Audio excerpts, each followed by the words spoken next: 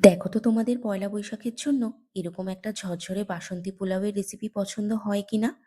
আমি কিন্তু এখানে কোনো ফুড কালার ইউজ করিনি, তাও দেখো কত সুন্দর রং এসছে।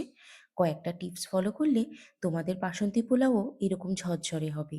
তার জন্য প্রথমেই গোবিন্দভোগ চালটাকে ভালো করে ধুয়ে জল ছড়িয়ে থালার মধ্যে ছড়িয়ে বেশ কিছুক্ষণ রেখে দিতে হবে।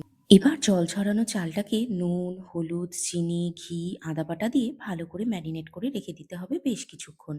তারপরে কড়ার মধ্যে তেল আর ঘি দিয়ে গোটা গরম মশলা, তেজপাতা ফোড়নের ওপরে কাজু কিশমিশগুলোকে হালকা লাল করে ভেজে ম্যারিনেট করা চালগুলো দিয়ে ঘড়ি ধরে লো ফ্লেমে 15 মিনিট চালটাকে ভালো করে ভেজে নিতে হবে।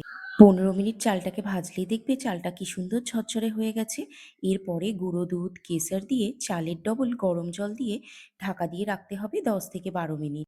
জলটা সবসময় গরম জল ইউজ করো, আর গুঁড়ো দুধটা অবশ্যই দিও কিন্তু। এবার 10 থেকে 12 মিনিট পরে ঢাকা খুলে বেশ খানিকটা চিনি, ঘি, গরম মশলা দিয়ে কিছুক্ষণ রেখে পরিবেশন করলেই রেডি হয়ে যাবে আমাদের গোবিন্দভোগ চালের ঝরঝরে বাসন্তী পোলাও। আমি এটা পরিবেশন করেছিলাম পনিরের সাথে। আজ এটুকুই, টাটা।